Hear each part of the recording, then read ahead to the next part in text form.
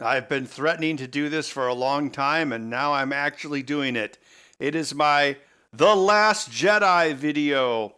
So, the poll that I ran, people said, we want you to just rag on The Last Jedi, but I'm afraid I can't do that, Dave. I can't really talk about why I thought this movie kind of sucks without talking about how it could have been better. So instead of just saying Luke sucks, Leia sucks, Rey sucks, I'm going to go into detail about why the specific things in this movie suck. In my opinion, this movie makes a lot of basic storytelling mistakes, and that's why people don't like it. It feels like this was 2 or 3 drafts away from being a really good movie that people would have loved, but they're like, well, we're out of time, let's just film what we have, and it's like, it's only my first draft! Too bad, go with it.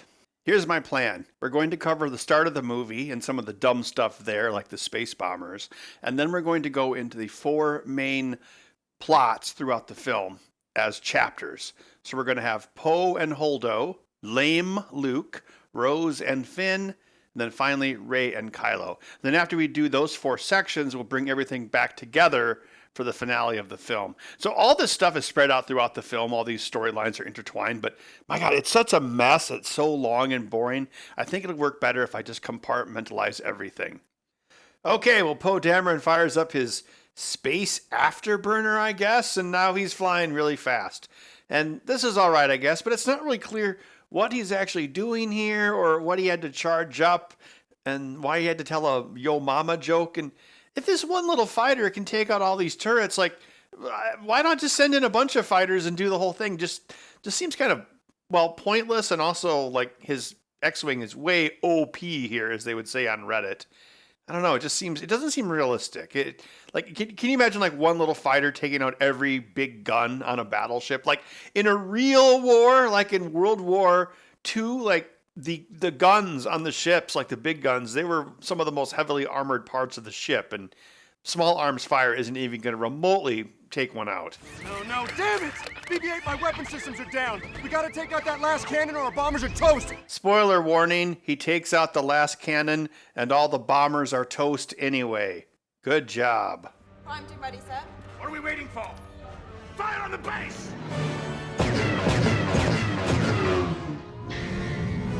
Launch it!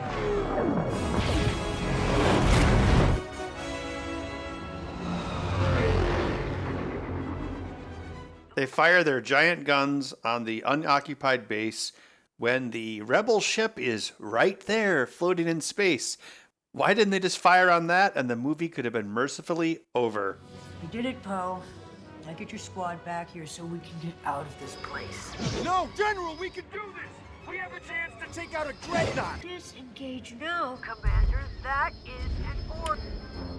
Disobeying orders of your superiors is a common trope in movies, but the reason it's really dumb in this movie is because all of the bombers also disobey the general's orders, and it already looks like they're being deployed after she decides that they're not going to engage the dreadnought anymore. All clear!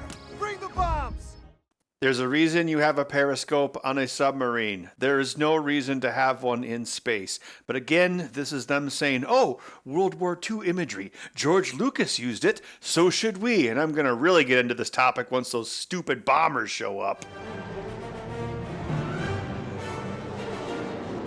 Oh, look, the really stupid bombers have shown up. So you might have thought this was going to be just some sort of straight scene-by-scene commentary, but no, I'm going to go off on some mega tangents, and I'm about to go off on one right now.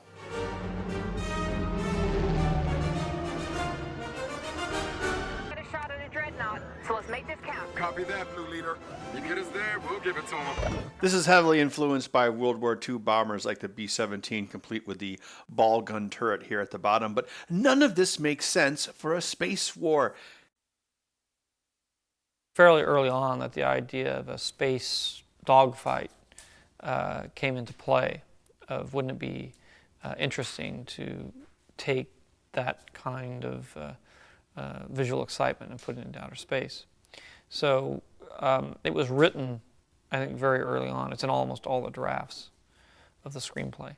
The dogfights in A New Hope make sense, but these space bombers don't make any sense. I mean, look at them. They're getting their butts kicked because in real life, you fly bombers tens of thousands of feet above the target, not 100 feet above the target as they are doing here. You use gravity to take the bombs to the enemy. In the real war, real B-17s flew so high above their targets that the occupants had to wear electrically heated suits. 35,000 feet. You know how cold that is?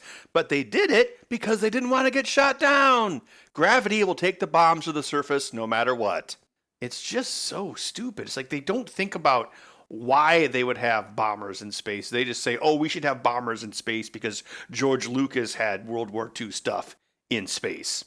We're going to talk about this space bomber lady later on, but right now we're going to go into our first chapter segment. This is going to be regarding Poe Dameron and Admiral Holdo.